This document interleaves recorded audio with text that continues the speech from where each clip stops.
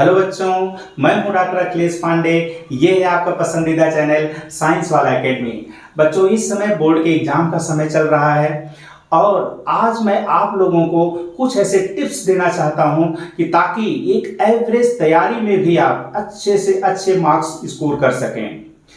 जितनी भी टिप्स है उसको मैं दो पार्ट में डिवाइड कर रहा हूं।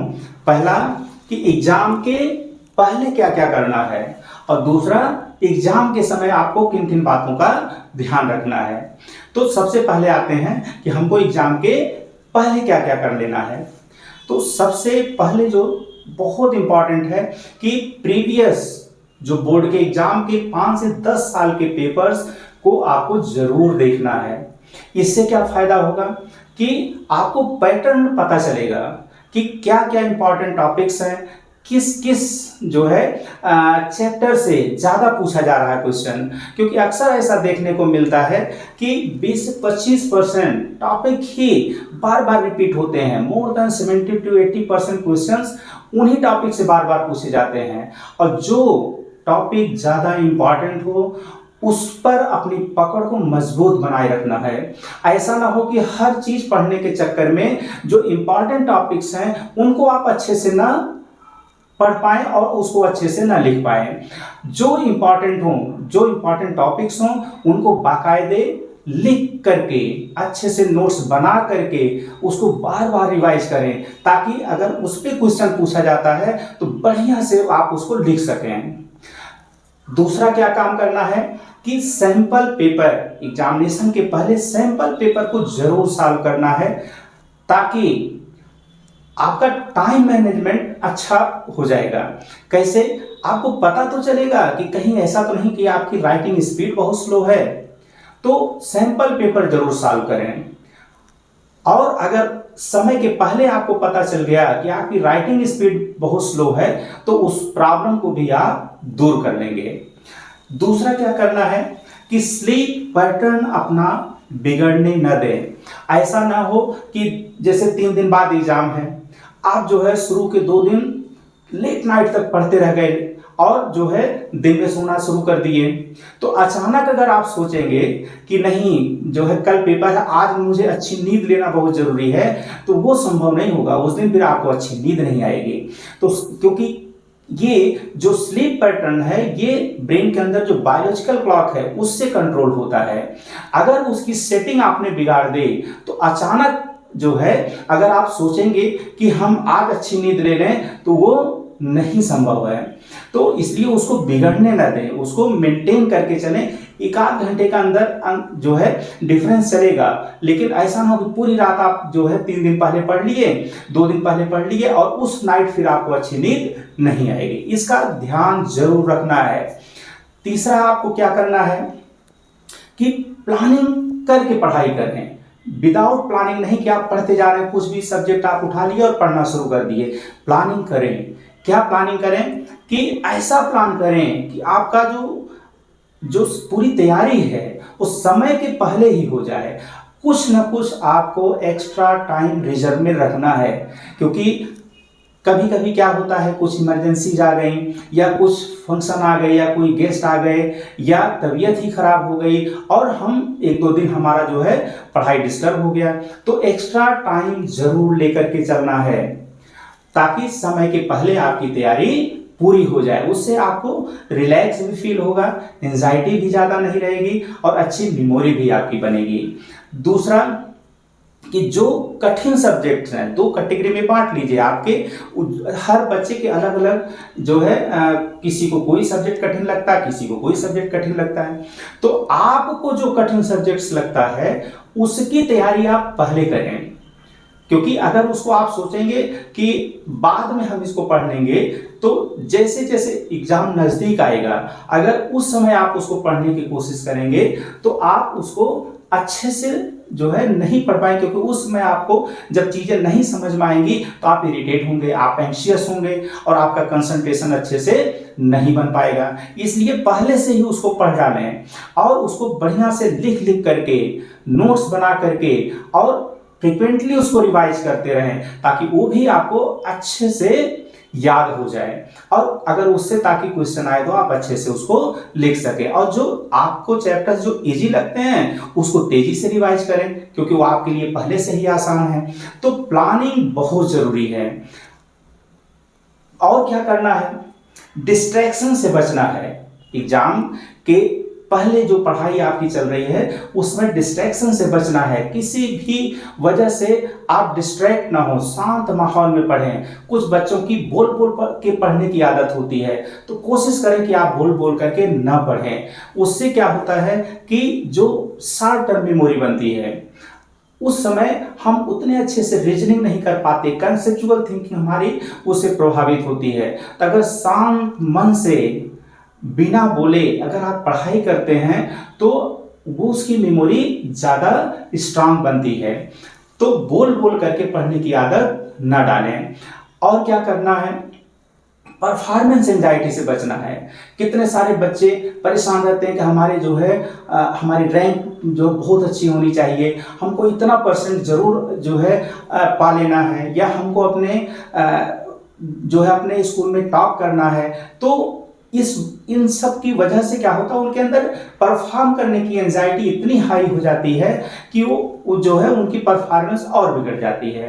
तो एंजाइटी ज़्यादा होगी तो कंसंट्रेशन बिगड़ेगा, कंसंट्रेशन बिगड़ेगा तो अच्छी मेमोरी नहीं बनेगी। तो परफॉर्मेंस एंजाइटी से आपको बचना है।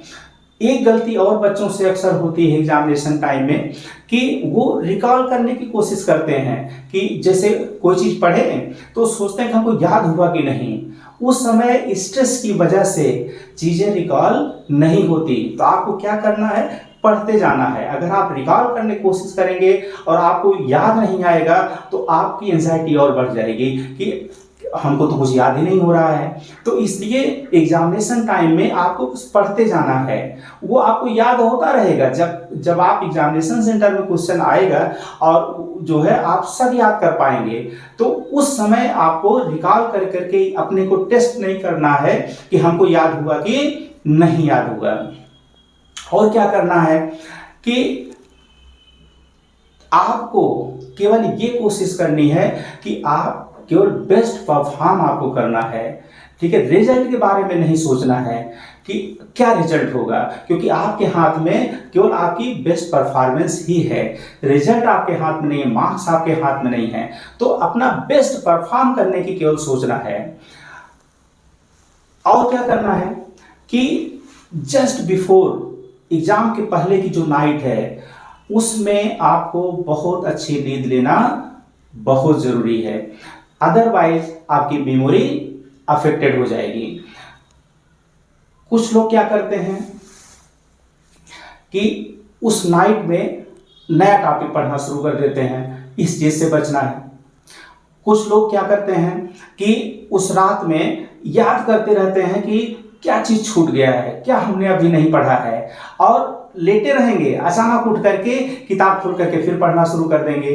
तो इस तरीके से रात भर उनका माइंड रुमिनेट करता रहता है, याद करते रहते हैं क्या छूटा है क्या छूटा है, और रात भर वो उनको अच्छे से नींद नहीं आती। उससे क्या होगा, अगले दिन ड्राउजी फील करेंगे, कंसंट्रेशन उनका बिगड़ जाएगा और उसकी वजह से उनकी परफॉर्मेंस प्रभावित हो जाएगी। तो उस दिन उस नाइट में आपको रिलैक्स होकर के सोना है। कोशिश ये करें कि कम से कम 24 घंटे पहले आपकी पूरी तैयारी हो जाए और रिलैक्स होकर के फैमिली के साथ आप समय बिताएं और अपने को माइंड को रेस्ट दें।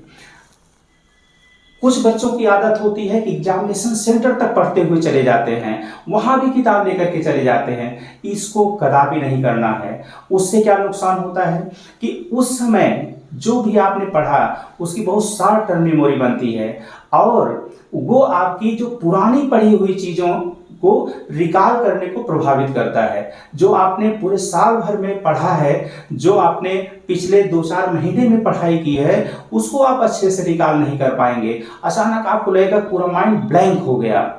तो उस समय जस्ट बिफोर एग्जाम आपको नहीं पढ़ना चाहिए और खाली पेट कोशिश करें एग्जाम देने न जाएं।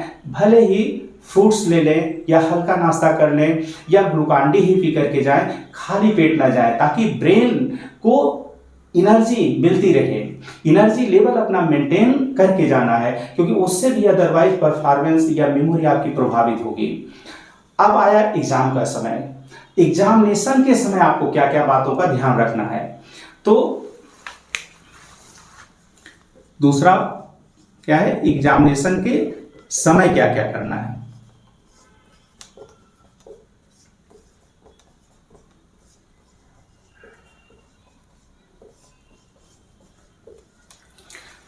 तो सबसे पहले फर्स्ट ऑफ ऑल जब आपके सामने पेपर आ जाता है तो पूरे पेपर को एक बार पढ़ना बहुत ज़रूरी है। जो इंस्ट्रक्शंस लिखे गए हैं उसको ध्यान से पढ़िए। और पेपर देखना क्यों जरूरी है, एक मेमोरी बन जाती है कि क्या क्या पूछा गया है। इससे फायदा क्या होगा कि कोई जो है जब आप पूरा पेपर कर लेंगे तो आपके दिमाग में रहेगा कि ये भी तो पूछा गया था। उससे क्या होगा, छूटने के, कोई भी क्वेश्चन छूटने के चांसेस बहुत कम हो जाएंगे। और अगर आपने पेपर पूरा देखा ही नहीं तो आपको पता ही नहीं चलेगा कि कोई क्वेश्चन छूट तो नहीं रहा है। इसलिए एक बार एक नज़र में पूरे पेपर को देख लें, उसके सारे इंस्ट्रक्शन को पढ़ लें। फिर क्या करना है, बहुत जरूरी होता है टाइम मैनेजमेंट। टाइम मैनेजमेंट आपकी जो परफॉर्मेंस है उसको, अगर अच्छी टाइम मैनेजमेंट है तो आपकी परफॉर्मेंस बहुत अच्छी होगी। उसका आपको विशेष ध्यान रखना है कि समय पे पेपर कंप्लीट हो जाए। उसके लिए मैं कुछ टिप्स दे रहा हूं। अक्सर क्या होता है गलती कि शुरू में लोग बहुत अच्छा लिखने के चक्कर में स्पीड को स्लो कर देते हैं। तो शुरू से ही स्पीड अपनी तेज रखिए। अगर आप शुरू में अपनी स्पीड स्लो रखेंगे तो इतना ज़्यादा समय आपका वो जो है उसमें कंज्यूम कर लेगा कि बाद में आप अचानक आपका जो है टाइम पे जब निगाह जाएगा तो आपको लगेगा अरे इतने सारे क्वेश्चन बचे हैं, अब मैं क्या करूं। तो आप इतना तेज लिखना शुरू कर देंगे कि वो रीडेबल नहीं रह जाएगा। तो इसलिए शुरू से ही अपनी स्पीड को तेज रखिए। दूसरा क्या ध्यान रखना है कि अगर आपको टाइम मैनेजमेंट अपना अच्छा रखना है तो जो भी आंसर पूछा गया है उसको टू द पॉइंट और प्रिसाइज रखिए। आपको ना आवश्यकता से ज्यादा लिखना है और जितना नीड है उससे कम भी नहीं करना। भले ही एक दो पॉइंट आप ज्यादा लिख दें तो कम भी नहीं करना है और आवश्यकता से बहुत ज्यादा नहीं लिखना है। आपका जो आंसर की जो लेंथ है वो प्रोपोर्शनेट होने चाहिए कितने नंबर का क्वेश्चन है। अगर सपोज करिए कि कोई कम मार्क्स का क्वेश्चन है और आपको बहुत अच्छे से उसको आपने तैयारी कर रखी, बहुत अच्छे से आपको आता है, तो ऐसा नहीं करना है कि आप लगातार लिखे जा रहे हैं उस पर, तो उससे आपको एक्स्ट्रा मार्क्स नहीं मिल जाएंगे। इसलिए कम मार्क्स का क्वेश्चन है तो उसी हिसाब से करिए, ज़्यादा नंबर का क्वेश्चन है तो उस हिसाब से लेंथ को बढ़ा दीजिए। तो एक चीज़ इसका ध्यान रखना है कि जो लेंथ है आपके आंसर की वो प्रोपोर्शनेट होनी चाहिए कितने नंबर का क्वेश्चन है। दूसरा, कभी कभी क्या होता है गलती कि कोई कठिन क्वेश्चन आ गया, अब जो है वो आपको परेशान कर रहा है, आंसर उसका नहीं निकल रहा है या उसको आप नहीं लिख पा रहे हैं, तो उसी पे स्टक मत हो जाइए, आप उसको छोड़ करके आगे बढ़िए। अदरवाइज वो आपका इतना समय कंज्यूम कर लेगा कि आप आते हुए क्वेश्चन को अच्छे से परफॉर्म नहीं कर पाएंगे। और कोई भी क्वेश्चन लिखने के पहले एक मन में प्लान कर लेना चाहिए। अदरवाइज आप चाहें तो जो है उसको कहीं पे पॉइंट में हल्का सा लिख भी सकते हैं रफ वर्क में, लेकिन प्लान करके ही अपना लिखना शुरू करना चाहिए। इससे क्या होगा कि आपकी परफॉर्मेंस बहुत अच्छी हो जाएगी। और कभी कभी कुछ लोग ऐसी गलती करते हैं कि ये देखते हैं कि ये क्वेश्चन तो बहुत ईजी है, इसको तो मैं बाद में कर लूंगा। ये गलती भी नहीं करना है। आप जो है इजी क्वेश्चन को ऐसा ना हो कि लास्ट के लिए छोड़ते जाएं और उसको लिखने का आपके पास समय ना मिले, जबकि वो आपकी उसकी तैयारी बहुत अच्छी थी। तो इजी क्वेश्चन को लास्ट में करने के लिए नहीं छोड़ना है। अगला क्या आपको ध्यान रखना, प्रेजेंटेशन का। प्रेजेंटेशन बच्चों बहुत इंपॉर्टेंट है कि कैसा आपने प्रेजेंटेशन रखा है लिखने का, वो बहुत डिफरेंस ला देता है। अगर आपका प्रेजेंटेशन अच्छा है, आपकी तैयारी बहुत अच्छी नहीं है, प्रेजेंटेशन आपका बहुत अच्छा है, फिर भी आप अच्छे मार्क्स स्कोर कर सकते हैं। आपने सुना होगा कि जैसे कुछ लोग बोलते हैं कि उसकी तैयारी तो बहुत अच्छी थी, ठीक है, फिर भी उसके नंबर कम मिले, या फला लड़के की तैयारी तो बहुत अच्छी नहीं थी और जो है फिर भी उसके नंबर बहुत अच्छे आ गए, लग रहा कहीं एग्जामिनर ने अच्छे से चेक नहीं किया क्या। तो ऐसा नहीं है, प्रेजेंटेशन का हो सकता है डिफरेंस हो। तो प्रेजेंटेशन कैसे आप अपने लिखावट का अच्छा प्रेजेंटेशन कैसे रख सकते हैं, उसके लिए कुछ मैं टिप्स दे रहा हूं बच्चों। सबसे पहले क्या कि जैसे ही आपको कॉपी मिलती है, जैसे ही आपके सामने कॉपी आई, क्वेश्चन पेपर बाद में दिया जाता है, कॉपी जैसे आई उसको आप जो है लाइन खींच सकते हैं, ताकि ज्यादा इधर उधर जो है पता चला कि अदरवाइज किसी कोई लाइन ज्यादा आपने लंबा कर दिया, कोई छोटा कर दिया, तो एक प्रोपोर्शनेट हो उसके लिए आप जो है दोनों तरफ, पेपर के दोनों तरफ लाइन खींच सकते हैं। इसके अलावा एक चीज और इंपॉर्टेंट है बच्चों कि कॉपी किसको जांचनी है, एग्जामिनर को, तो उसके कंफर्ट का ध्यान रखना है, वो उसके जो है उसका मूड ना खराब हो, आपकी कॉपी देख करके उसका मूड ना खराब हो जाए, उसके मूड का ध्यान रखना है। तो जो है इसीलिए प्रेजेंटेशन का इतना महत्व है। क्या करना है, जैसे कुछ लोग से गलतियां होती हैं कि अगर उनको सपोज करिए कोई क्वेश्चन बहुत अच्छे से तैयार है तो रेंडमली उसको अटेम्प्ट करने लगते हैं, ये गलती नहीं करना है। आपको क्वेश्चन सीरियल वाइज ही करना चाहिए। सपोज करिए 10 क्वेश्चन हैं, आपको पहला क्वेश्चन जो है बहुत अच्छे से आता है या पहला क्वेश्चन नहीं आता, तो आप दूसरा क्वेश्चन अटेम्प्ट करिए, लेकिन रहे सीरियल वाइज। मान लीजिए कि ये जो है आपने पहले जो जो आता था, जैसे सेकंड वाला बहुत अच्छे से आ रहा है, फिफ्थ वाला फिर आ रहा है, तो आप इसको कर डालिए। जो आपको नहीं आता था उसको जो है लास्ट में, लेकिन वो भी सीरियल में ही रखिए, तो भले ही लास्ट में उसको करिए। तो इस तरीके से आप जो है मतलब एग्जामिनेशन जो एग्जामिनर का जो है उसको जो है कॉपी को मार्किंग देने में आसानी होगी, अदरवाइज वो फिर इरिटेट होगा, तो उससे भी आपके नंबर प्रभावित होंगे। तो आपको जो है एग्जामिनर के कंफर्ट का ध्यान रखना है। और क्या करना है कि प्रेजेंटेशन अच्छा रखने के लिए आप 2 कलर का पेन का इस्तेमाल करिए, जैसे ब्लैक पेन भी ले जाइए और ब्लू पेन भी ले जाइए। ब्लैक पेन से आपने हेडिंग डाल दिया। इसके अलावा आप क्या करना है कि जो आपको कीवर्ड्स लगे या इंपॉर्टेंट लाइंस लगे उसको अच्छे से अंडरलाइन कर दें। आप कभी कभी मार्कर का भी इस्तेमाल कर सकते हैं, लेकिन ऐसा जो है कोई मार्कर या इंक का इस्तेमाल मत करिए जो पेपर के दूसरी तरफ भी उसका प्रिंट आ जाए, उस अदरवाइज आपका जो है प्रेजेंटेशन वो खराब कर देगा। तो अंडरलाइन करना बहुत इंपॉर्टेंट होता है। कभी कभी एग्जामिनर की निगाह बस उसी अंडरलाइन पर ही चली जाती है, क्योंकि कोई भी एग्जामिनर एक एक लाइन पढ़ करके नंबर नहीं देता। तो प्रेजेंटेशन अगर आपका अच्छा रहे, जैसे सपोज करिए कि कोई न्यूमेरिकल क्वेश्चन है, फिजिक्स का क्वेश्चन है, मैथ का क्वेश्चन है, और आपने जो भी आंसर आया उसको अगर अच्छे से आपने बॉक्स में अलग कलर से आपने उसको बॉक्स में वो कर दिया, तो अगर एग्जामिनर की निगाह जाहिर सी बात है सबसे पहले बॉक्स में पड़ेगी। अगर वो सही है तो हो सकता है आपके स्टेप्स देखे ही ना और आपको फुल मार्क्स दे दें। अक्सर लोग यूनिट लिखना भूल जाते हैं, यूनिट का ध्यान रखना है। इसके अलावा जहां पे डायग्राम की जरूरत है वहां पे अच्छे से नीट और क्लीन डायग्राम बनाएं।